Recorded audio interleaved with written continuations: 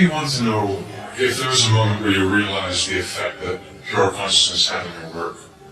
Right from the very beginning, the enjoyment of the doing, the enjoyment of life grows.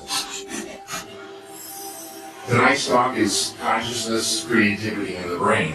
And if you have a golf ball-sized consciousness, when you read a book, you'll have a golf ball-sized understanding. When you look out, a golf ball-sized awareness. And when you wake up in the morning, a golf ball-sized wakefulness.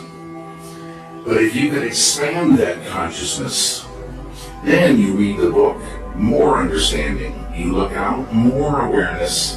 And when you wake up, more wakefulness. It's consciousness.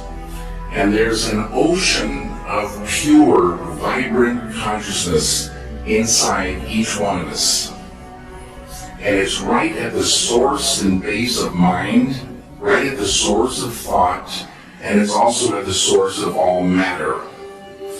And Maharishi Mahesh Yogi teaches a technique called transcendental meditation. It's a simple, easy, effortless technique, yet supremely profound, that allows any human being to dive within, experiencing subtler levels of mind and intellect, and transcend and experience this ocean of pure consciousness. This pure consciousness is called by modern physics the unified field. It's at the base of all mind and all matter. Modern science says all of matter, everything that is a thing, emerges from this field. And this field has qualities like bliss, intelligence, creativity, universal love, energy, peace.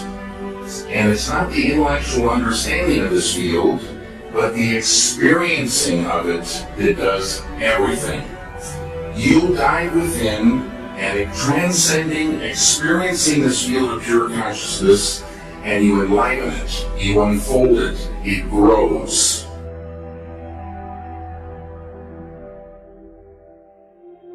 The final outcome of this growth of consciousness is called enlightenment. And enlightenment is the full potential of all of us human beings. And a side effect of enlivening this consciousness is negativity starts to recede. When I started meditating, I was filled with anxieties, filled with fears, kind of a depression and anger. And I took this anger out on my first wife, and after 2 weeks of meditation, she comes to me and she says, "What's going on?" And I was quiet for a moment because it could have been any number of things she might have been referring to. I finally said, "What do you mean?" And she said, "This anger, where did it go?" And I didn't even realize that it lifted.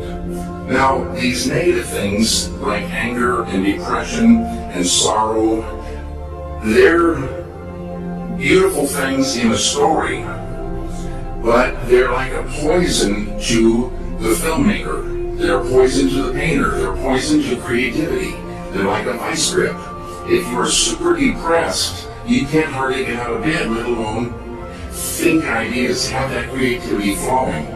So it's money in the bank to get that beautiful consciousness growing, which is flowing creativity, the ability to catch ideas at a deeper level. Intuition grows. This field is a field of pure knowingness. You dive in there, you sort of just know how to go. You know how to solve solutions. It's like an ocean of solutions. And you can just feel this thing growing. But the ultimate thing for me is the enjoyment of the doing, the enjoyment of life grows. I love making films now more than ever before. Ideas flow more. Everybody has more fun on the set. Creativity flows. There's no people look like friends and not like enemies. It's a beautiful, beautiful thing, and it's us. In Vedic science, this field of pure consciousness is called Atma, the self of us all. At level of life, we are all one. We're one. Diversity up here, unity down below. You experience this field when you really get there and transcend. It gets to the point where you couldn't hurt another human being. It would be like hurting yourself. And you travel in real peace, you travel and you meet friends, not enemies. I think I had so many anxieties and fears that I felt those lifting, and bliss is a thing in this field, the unified field. Bliss, they say, is the sweetest nectar of life. Bliss is physical, emotional, mental, spiritual happiness. And you can vibrate with this bliss. And it's this happiness from within. They have a saying, true happiness isn't out there, true happiness lies within. And I always wondered, where is this within? And they don't say where it is, and then they don't even say how to get to it. This is the beauty of this technique. There's lots of forms of meditation, but with transcendental meditation, to me the key is the word transcend, to dive all the way in. It's a huge realm between the surface of life and this fundamental pure consciousness, but it's there.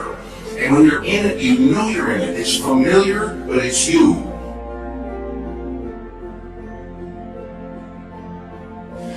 And right away, happiness, but it's not like a goofball happiness.